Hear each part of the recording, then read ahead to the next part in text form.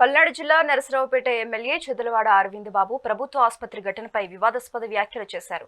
రమాదేవి అనే patient తొడలో operation సమయంలో surgical blood ఇరుక్కుపోయిన ఘటనను చాలా చిన్న విషయమన్నారు. అనుకోని పరిస్థితుల్లో చిన్న పొరపాట్లు జరగడం ఏ డాక్టర్కైనా సహజమే అన్నారు.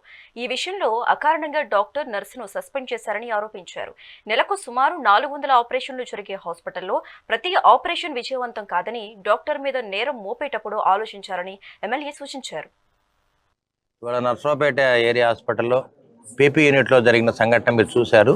మరి ట్యూబెక్టమీ చేసిన తర్వాత అనుకోని రీతిలో తొడలోకి స్కాల్పెల్ నైఫ్ ఒకటి ఇరుక్కుపోవడం జరిగింది. దాన్ని డాక్టర్లు గమనించలేదు, పేషెంట్ గమనించలేదు.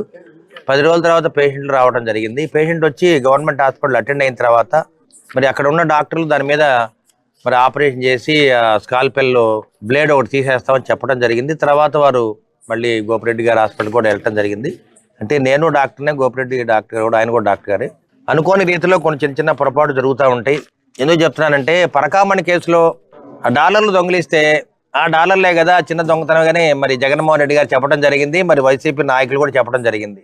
అంటే ఏ డాక్టర్కైనా కొన్ని పొరపాట్లు జరుగుతుంటాయి. పొరపాట్లు జరగవని కాదు, అదేవిధంగా ఆపరేషన్ చేసేటప్పుడు కొన్ని కాంప్లికేషన్స్ కూడా వస్తూ ఉంటాయి. ఒక డాక్టర్గా ఉన్నప్పుడు నేను కానీ గోపిరెడ్డి కానీ తొందరపాటు చర్యలు పనికిరాదు. మరి వాళ్ళ అకారణంగా ఒక డాక్టర్ని, అక్కడ స్టాఫ్ నర్స్ని కూడా సస్పెండ్ చేయడం జరిగింది.